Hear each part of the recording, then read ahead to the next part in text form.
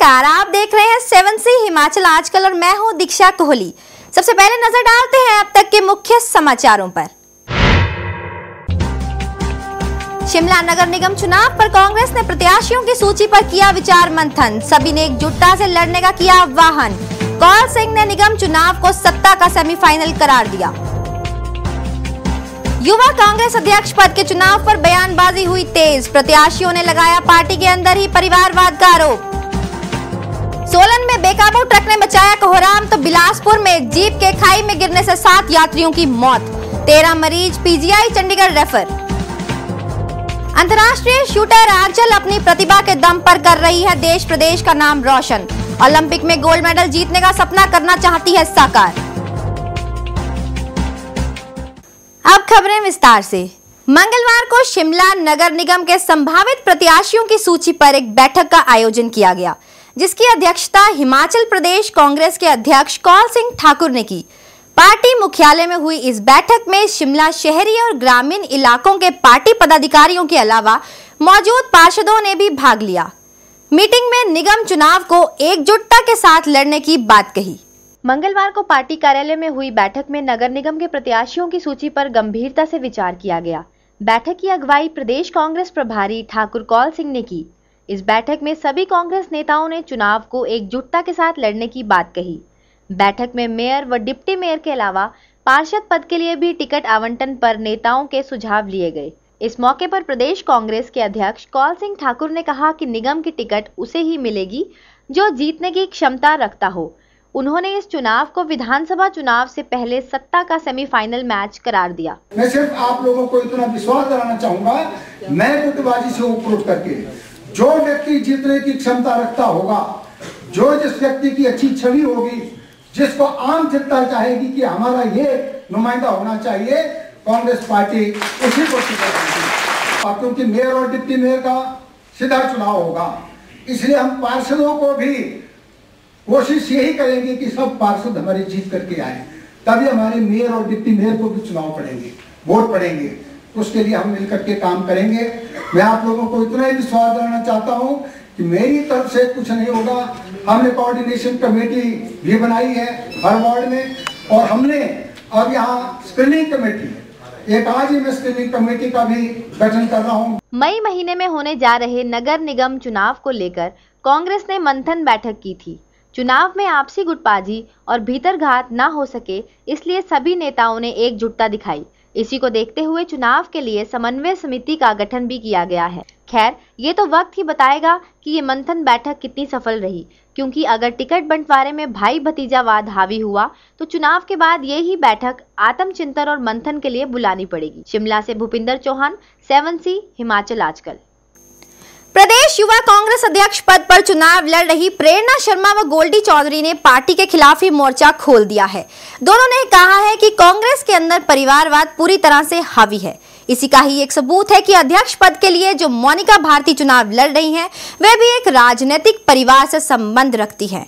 शिमला में प्रेरणा शर्मा ने कहा है कि वो पार्टी व संगठन के लिए पिछले 5 साल से पूरी ईमानदारी और निष्ठा से काम कर रही हैं। 19 अप्रैल को होने जा रहे प्रदेश युवा कांग्रेस के चुनाव से पहले उम्मीदवारों ने एकाएक कांग्रेस हाईकमान को ही अपने ही बयानों से परेशानी में डाल दिया। अध्यक्ष पद के लिए चुनाव में खड़ी प्रेरणा शर्मा ने कहा कि पार्टी के अंदर परिवार हावी है, और जिसका ही नतीजा है कि कुछ प्रत्याशी सीधे तौर पर राजनीतिक परिवार से संबंध रखते हैं। उन्होंने कहा कि वो पिछले 5 साल से पार्टी के लिए जी जान से काम कर रही है। आप अभी भी देख सकते हैं कि हमारी पार्टी के साथ पॉलिटिकल फैमिलीज, एमपी की बहू है, एमएलए की वाइफ है, कोई आगे आ रही है। जैसे कि जो मेरे अगेंस्ट जो दूसरी प्रत्याशी, महिला प्रत्याशी खड़ी हुई है, वो एमपी की बहू है और एमएलए की वाइफ है। उनको आगे आने का मौका दिया जा रहा है। हम जैसे आम लोगों को तो आगे आने का, उनके साथ तो पॉलिटिकल पार्टीज का साथ है ना, हम जैसे आम लोगों के साथ किसी का साथ नहीं है। हम जैसे लोगों के साथ आम जनता का साथ है, इसलिए मेरी आम जनता ने मेरा साथ दिया और मुझे आगे आने के लिए प्रोत्साहित किया। इसी तरह अध्यक्ष पद के एक अन्य प्रत्याशी गोल्डी चौधरी ने भी पार्टी में चल रहे परिवारवाद पर अपनी गहरी नाराजगी व्यक्त की। उन्होंने कहा कि वे एक सामान्य परिवार से संबंध रखते हैं, और इसके बावजूद भी वो राष्ट्रीय युवा कांग्रेस दल में कई अहम पदों पर रहे हैं। चौधरी मुताबिक उन्हें युवाओं का भारी जन समर्थन मिल रहा है। राहुल गांधी जी की जो सोच है कि हर जो भी नेता हो मेरे गरीब से गरीब परिवार से जुड़ा हो और इससे उनकी जो सोच के मुताबिक मैंने भी अपना नामांकन पत्र जो है भरा है। और जो परिवारवाद की बातें चल रही हैं तो उसका फैसला जो है वो हमारे जो मेरे नौजवान हैं, मेरे साथी आए हुए हैं, वो इस इलेक्शन में जो परिवारवाद का फैसला वो खुद कर देंगे। सभी अपने भाइयों से मिलूँगा और जैसे कि मेरे पास समय बहुत कम है तो मैं आप प्रेस भाई जो मेरे प्रेस बंधु हैं, प्रेस के जरिए मैं हर हिमाचल में लगभग पूरे हिमाचल में तो नहीं घूम सकता हूँ, तो आप प्रेस वालों के माध्यम से जो है मैं पूरे हिमाचल में अपनी सपोर्ट के लिए उनसे आग्रह करूँगा। आपसी खींचतान और अंतिम समय में आए बयानों से साफ है कि युवा कांग्रेस में अंदर खाते सब कुछ ठीक नहीं। शिमला और कांगड़ा से ब्यूरो रिपोर्ट 7C हिमाचल आजकल। अन्नाडेल मैदान पर सियासत का दौर लगातार जारी है। पालमपुर दौरे पर पहुंचे केंद्रीय मंत्री वीरभद्र सिंह के पुत्र विक्रमादित्य सिंह ने कहा है कि यह मैदान सामरिक दृष्टि से अहम होने के कारण इसे सेना के पास ही रहने देना चाहिए और कांग्रेस अन्नाडेल मैदान को हिमाचल प्रदेश क्रिकेट एसोसिएशन को देने का विरोध करेगी। विक्रमादित्य मुताबिक कांग्रेस के कार्यकाल में कटासनी में बकायदा क्रिकेट स्टेडियम के लिए जमीन चयन की गई थी और कांग्रेस सरकार बनते ही क्रिकेट स्टेडियम वहां ही बनेगा। भू माफिया जो है उनके साथ काम कर रही है। अभी कल ही परसों ही इंडियन आर्मी ने भी ये एलिगेशंस हिमाचल प्रदेश सरकार पर और सीधे तौर पर मुख्यमंत्री पे लगाए हैं कि वो भाजपा सरकार ने जो अन्नाडेल का जो ग्राउंड उन्होंने HPCA को देना चाहते हैं उसमें वेस्टेड इंटरेस्ट, बहुत लैंड माफिया के भी उसमें वेस्टेड इंटरेस्ट है और हम भी चाहते हैं कि हम क्रिकेट को बढ़ावा दें। मैं खुद एक युवा होने के नाते वी वांट कि we should have good amount of sports infrastructure in the state. इसके लिए हमने भी एक स्टेडियम की शिलान्यास प्रदेश की राजधानी में किया था। कटासनी एक जगह है जहाँ पे हमने स्टेडियम का शिलान्यास 2007 में उसका शिलान्यास किया। 19 अप्रैल को होने जा रहे प्रदेश युवा कांग्रेस के अध्यक्ष पद को लेकर कांगड़ा से चुनावी घमासान तेज हो गया है। कारण है कि अध्यक्ष पद पर कुल 6 प्रत्याशियों में से 4 उम्मीदवार अकेले इसी जिले से अपना भाग्य आजमा रहे हैं। इस बार के चुनाव में पूर्व मुख्यमंत्री वीरभद्र के बेटे विक्रमादित्य और विधायक GS बाली के पुत्र रघुवीर बाली तो चुनाव नहीं लड़ रहे, लेकिन दूसरे उम्मीदवारों को अपना समर्थन देने से मुकाबला दिलचस्प हो गया है। तो हमने जो अपना स्टैंड कल रखा था कि 6 में से जितने 6 लोगों ने अप्लाई किए उनको देखेंगे, उनकी सूची जारी होने दीजिए, उसको पढ़ेंगे। उसमें जिस लड़के ने सबसे ज्यादा काम किया होगा बूथ स्तर पे, NSUI के स्तर पे, जो मेरा पहले दिन से स्टैंड रहा है कि जिसने NSUI के स्तर पे सबसे ज्यादा काम किया होगा उसकी हम सपोर्ट करेंगे। हिमाचल प्रदेश में इस साल के अंत में विधानसभा चुनाव होने जा रहे हैं। इसे देखते हुए अभी से सभी पार्टियों ने कमर कस ली है। हमीरपुर में राष्ट्रीय महिला कांग्रेस की अध्यक्ष और पूर्व विधायक अनीता वर्मा ने चुनाव की तैयारियों को लेकर महिला विंग की एक बैठक आयोजित की। इस मौके पर उन्होंने कहा कि बूथ स्तर पर महिलाओं की कमेटियां गठित की जाएंगी ताकि केंद्र सरकार की उपलब्धियों को लोगों तक पहुंचाया जा सके। उन्होंने कहा कि कांग्रेस एकजुट होकर चुनाव को लड़ेगी। हिमाचल प्रदेश में विधानसभा चुनाव को लेकर कांग्रेस ने अपनी पूरी तरह से कमर कस ली है। इसी के मद्देनजर राष्ट्रीय महिला कांग्रेस की अध्यक्ष अनीता ठाकुर ने कांग्रेस पदाधिकारियों की बैठक बुलाई और उन्हें चुनाव के संबंध में दिशा निर्देश जारी किए। उन्होंने कहा कि पार्टी आने वाले विधानसभा चुनाव पूरी निष्ठा और एकजुटता के साथ लड़ेगी ताकि कांग्रेस की जीत सुनिश्चित हो सके। कांग्रेस ने अभी खास करके जो स्टेटें अभी इलेक्शन में जा रही हैं उनके लिए अपनी जो बॉडी है सेंटर की महिला कांग्रेस की और कुछ प्रदेशों के अध्यक्षों को पर्यवेक्षक बनाकर उन स्टेटों में भेज रहे हैं ताकि वहाँ पर वो जो संगठन है डिस्ट्रिक्ट ब्लॉक लेवल का उसको पहले देखे आए और उसको जल्दी से जल्दी कार्य में लगाएं और साथ में ब्लॉक लेवल के जो पोलिंग बूथ्स हैं नीचे तक वहाँ तक संगठन को तैयार करें ताकि इलेक्शन से पहले एक संगठन बड़ा मजबूत यहाँ पे तैयार हो जाए और कल को वो इलेक्शन में हमारे जो कैंडिडेट जो भी खड़े होंगे यहाँ के या बेशक गुजरात के, कर्नाटका के, उनकी मदद में ये मेरी महिलाएं जो हैं ये आगे आकर सहयोग देंगी। उन्होंने कहा कि महिला कांग्रेस के संगठन को मजबूत किया जाएगा ताकि उनका संगठन आने वाले सभी राज्यों के विधानसभा चुनाव में एक अहम किरदार निभा सके। इस मौके पर वरिष्ठ कांग्रेसी नेताओं के साथ बमसन से पूर्व विधायक कुलदीप सिंह पठानिया ने भी अपने विचार रखे और हिमाचल में कांग्रेस की जीत के लिए एकजुट काम करने का आह्वान किया। हमीरपुर से ब्यूरो रिपोर्ट 7C हिमाचल आजकल। मुख्यमंत्री प्रेम कुमार धूमल प्रदेश में धड़ाधड़ शिलान्यास और उद्घाटन कर रहे हैं, जिस पर विपक्ष का वार तेज हो गया है।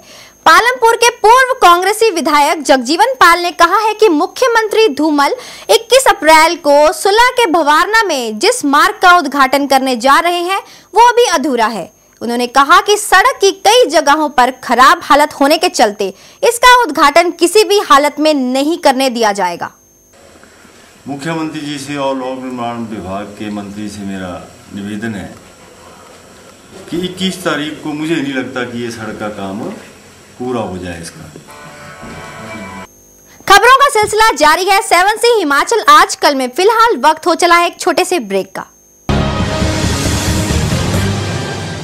हिमाचल आजकल से जुड़ी किसी भी प्रतिक्रिया या सुझाव के लिए संपर्क करें कृष्ण भानु, ठाकुर वाटिका, खलीनी, शिमला 2।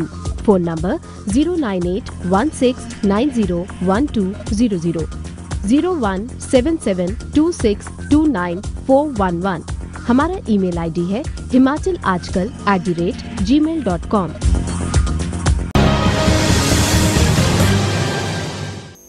ब्रेक के बाद एक बार फिर आपका स्वागत है 7C हिमाचल आजकल में। ओवरलोडिंग के चलते बिलासपुर के पास नमहोल में एक जीप के दुर्घटनाग्रस्त होने से 7 लोग काल के ग्रास में चले गए। हादसा उस समय हुआ जब खरोट मंदिर की चढ़ाई चढ़ते समय जीप पर चालक नियंत्रण खो बैठा। जीप में 28 यात्रियों को ठूस ठूस कर भरा गया था, जो कि शादी समारोह में भाग लेने जा रहे थे। गंभीर रूप से घायलों को पीजीआई चंडीगढ़ रेफर किया गया है, जबकि बाकी घायलों का इलाज स्थानीय अस्पताल में चल रहा है। यहाँ के नमहोल स्थित खरोटा मंदिर के पास हुए जीप हादसे में 7 यात्रियों की दर्दनाक मौत होने से इलाके में मातम का माहौल छा गया है। सभी यात्री शादी समारोह में शरीक होने के लिए जा रहे थे। जीप में ज्यादा यात्रियों के भरे होने से ये हादसा हुआ। हादसे का कारण खचाखच भरे यात्रियों के कारण चालक का यूटिलिटी जीप से नियंत्रण खोना रहा। हादसे के तुरंत बाद 108 एम्बुलेंस की मदद से घायलों को स्थानीय अस्पताल में दाखिल करवाया गया, जबकि 13 घायलों की गंभीर हालत को देखते हुए उन्हें पीजीआई चंडीगढ़ रेफर कर दिया गया। मैं जा रहे थे और मैंने की भांजी की शादी थी मेरी की, वहाँ से हम जा रहे थे ब्रह्मपुखर से हम डोल डाबर जा रहे थे। डाबर में जाते जाते वो खरोटा मंदिर नहीं है, वहाँ पे हमारी गाड़ी आगे थी, वो गाड़ी पीछे थी।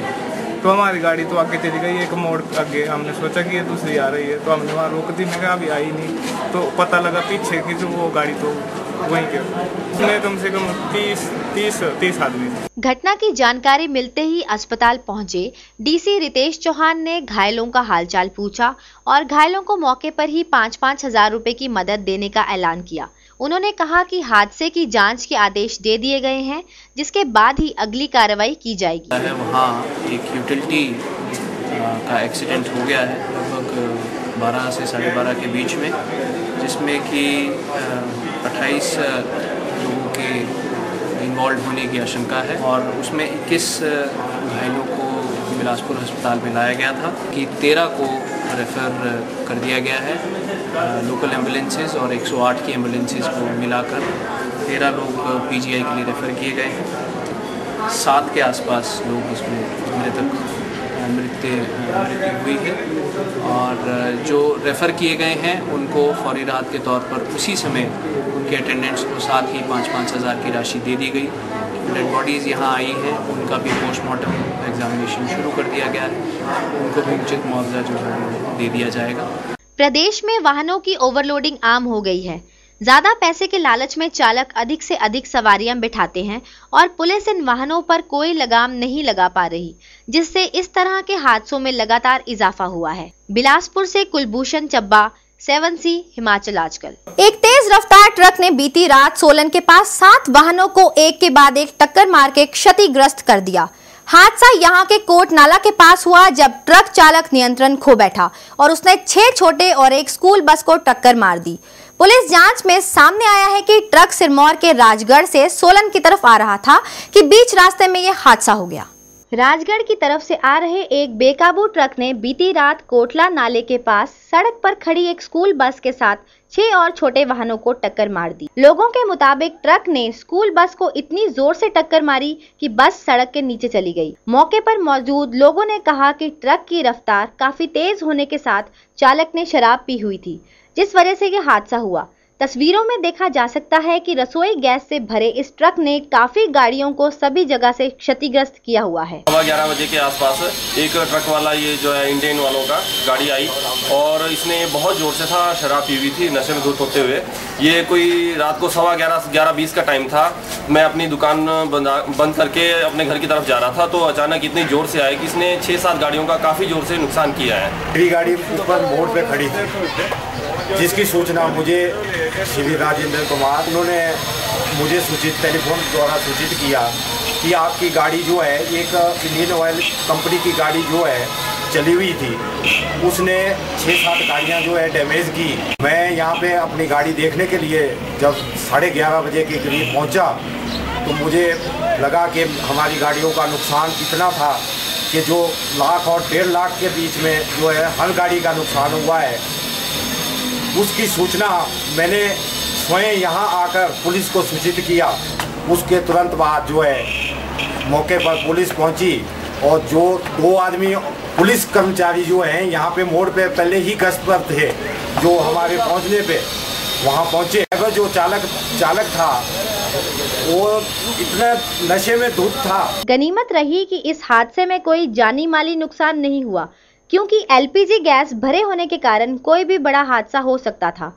लेकिन ऐसे हादसे अपने आप में कोई सवाल छोड़ जाते हैं कि पुलिस ऐसे चालकों के खिलाफ कड़े कदम क्यों नहीं उठाती। मनीष शारदा, सोलन, 7C हिमाचल आजकल। भारत रत्न बाबा साहेब डॉक्टर भीमराव अंबेडकर के नाम पर राजनीतिक पार्टियां सियासी रोटियां सेकने से पीछे नहीं हटती। घोषणाएं भी अनेक होती हैं, पर इन पर काम नहीं होता। ये बात नाहन पर बन रहे प्रवेश द्वार से बिल्कुल साफ होती है। आलम यह है कि 10 साल पहले पूर्व राज्यपाल सूरजभान ने यहां डॉक्टर भीमराव अंबेडकर प्रवेश द्वार का शिलान्यास किया था, लेकिन आज तक इसका निर्माण कार्य पूरा नहीं हो सका। पेश है एक रिपोर्ट।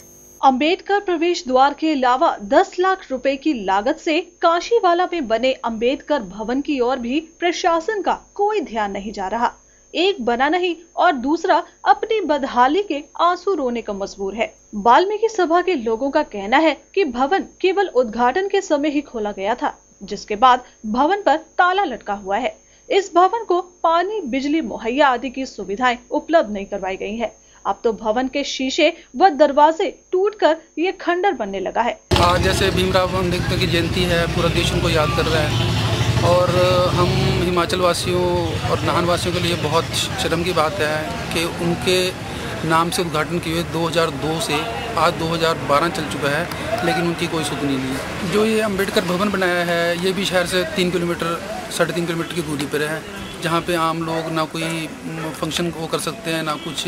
जबकि इतना पैसा मेरे ख्याल से as best of my knowledge 10.5-11 lakh रुपया लगा है इसके ऊपर, और शहर से दूर होने की वजह इसका कोई मतलब नहीं। वही जो छोटी धर्मशाला होती है हम लोग उसी में करते हैं। बहुत मुश्किलों का सामना करना पड़ता है, कई बार बारिश आ जाती है, खाने पीने का सामान ऊपर बनाना पड़ता है, बारिश आती है, कहीं दिक्कत हो जाती है। अगर सरकार और प्रशासन का इसके प्रति कोई ध्यान नहीं। नाहन के दलित समाज में संविधान निर्माता डॉक्टर भीमराव अंबेडकर पर अधूरी घोषणाएं करने से सरकारों के प्रति खासी नाराजगी है। लोगों ने कहा कि वोट के वक्त तो नेता यहाँ आकर ऐसे ऐलानों की झड़ी लगा देते हैं, पर जमीनी हकीकत कुछ और ही है। नाहन से सतीश शर्मा, 7C हिमाचल आजकल। इरादे नेक, दृढ़ विश्वास और मन में कुछ कर गुजरने का जज्बा हो तो सफलता खुद ब खुद कदम चूम लेती है। ऐसा ही कुछ कर दिखाया है देहरा निवासी आंचल राणा ने। आंचल ने राष्ट्रीय और अंतर्राष्ट्रीय मुकाबलों पर शूटिंग में अपना लोहा मनवाकर देश प्रदेश का नाम ऊंचा किया है। इसी उपलब्धि को देखते हुए हिमाचल दिवस पर धर्मशाला में बागवानी मंत्री नरेंद्र बगराटा ने आंचल को सम्मानित किया। देहरा के एक छोटे से गांव गुम्मर की आंचल राणा अपनी प्रतिभा के दम पर देश प्रदेश में हिमाचल प्रदेश का नाम ऊंचा कर रही है। उसने अभी तक जालंधर, दिल्ली, रांची में हुई कई राष्ट्रीय स्तर की शूटिंग प्रतियोगिताओं में कांस्य पदक जीते हैं, तो दूसरी तरफ चेक गणराज्य और दोहा की एशियन प्रतियोगिता में देश के लिए कांस्य पदक दिलाकर भी आंचल ने देवभूमि हिमाचल प्रदेश का नाम ऊंचा किया है। इसी के चलते उन्हें धर्मशाला में हुए हिमाचल दिवस के मौके पर आंचल का कहना है कि अब उसका सपना ओलंपिक में पदक जीतना है। इसके लिए वो जी जान से मेहनत कर रही है। 10th क्लास में मैंने क्वालिफाई किया था नेशनल्स के लिए। उसके बाद केरला में फर्स्ट नेशनल्स खेलने के बाद मैंने जलंधर में दूसरा नेशनल खेला था, जहाँ पे मैंने इंडिविजुअल ब्रॉन्ज मेडल लिया था 25 मीटर स्पोर्ट्स पिस्टल में। उसके बाद दोबारा से दिल्ली के नेशनल्स में लिया था। फिर ट्रायल्स देने के बाद मेरी सिलेक्शन जर्मनी के इंटरनेशनल कॉम्पिटिशन के लिए हुई। वो कॉम्पिटिशन खेलने के बाद मैंने एक और कॉम्पिटिशन चेक रिपब्लिक में खेला, जिसमें हमारी टीम को ब्रॉन्ज मेडल मिला था। उसके बाद फिर से कुमार सुरेंद्र पुणे में हुआ था कंपटीशन, जहाँ पे मुझे सिल्वर मेडल मिला इंडिविजुअली। और फिर से मेरी सिलेक्शन इंटरनेशनल कंपटीशन के लिए हुई, जो कि एशियन चैंपियनशिप थी शूटिंग की, दोहा कतर में। वहाँ पे भी हमारी टीम को ब्रॉन्ज मेडल मिला। इस मौके पर आंचल के पिता राणा गुरबचन सिंह ने कहा कि वो भी शूटर है और इलाके के बच्चों को इस खेल के प्रति उत्साहित करते हैं। उन्होंने अपनी बेटी में इस खेल के प्रति उत्साह देखा तो आंचल को इस खेल के टिप्स सिखाए। मैं पिछले 21-22 साल से नेशनल गेम और नेशनल में जा रहा हूँ, पार्टिसिपेट कर रहा हूँ, उसमें मेडल वगैरह भी जीते हैं। तो उस एक्सपीरियंस से मैंने ये देखा कि मैं आगे भी अपने लोकल बच्चों को सिखा पाऊँ। मुझे जब शूटिंग करते हुए मेरी बेटी आंचल देखती थी तो मुझे ऐसे लगता था कि इसमें थोड़ा बहुत इंटरेस्ट है। फिर मैंने उस इंटरेस्ट को भांपते हुए इसको थोड़े दिन तो इस चीज़ से दूर रखा, लेकिन जब ये मैट्रिक में पहुंची है तो मैंने इसको हल्की हल्की टिप्स जो है वो और पिस्टल होल्डिंग जो है वो सिखाई। हालांकि हिमाचल प्रदेश में शूटिंग के लिए उपयुक्त रेंज ना होने के कारण अभी खिलाड़ियों को अभ्यास के लिए दूसरे राज्यों में जाना पड़ता है। प्रदेश सरकार को चाहिए कि इसके लिए उचित सुविधा प्रदान की जाए, ताकि यहां से कई युवा राष्ट्रीय व अंतर्राष्ट्रीय स्तर पर शूटिंग में अपनी प्रतिभा का लोहा मनवाकर देश का नाम ऊंचा कर सके। धर्मशाला से नृपजीत निपी, 7C हिमाचल आजकल। मंडी के पदर में चल रहे किसान मेले के दौरान लगाई गई कृषि प्रदर्शनी पर खुद किसानों ने निराशा जाहिर की है। कृषि विभाग ने प्रदर्शनी मेला मैदान में लगाने की जगह सामुदायिक भवन में लगाई है। किसानों ने कहा है कि वो इस बात से बेखबर हैं कि मेले में कृषि संबंधित कोई भी एग्जीबिशन लगाई गई है। वहीं दूसरी तरफ प्रदर्शनी स्थल के चयन को लेकर विभाग मेला कमेटी को ही जिम्मेदार ठहराया जा रहा है। जो प्रदर्शनी कृषि प्रदर्शनी लगाई गई है वो सामुदायिक भवन में लगी हुई है। यह थोड़ा सा जो है वो मेला ग्राउंड से हटके है, क्योंकि इस बार जो भी मेला कमेटी है या प्रशासन है उन्होंने हमें हिदायत दी है कि जो प्रदर्शनी है वो सामुदायिक भवन में ही लगेगी। फिलहाल इस बुलेटिन में बस इतना ही। हिमाचल की ताजा तरीन खबरों के लिए देखते रहिए 7C हिमाचल आजकल।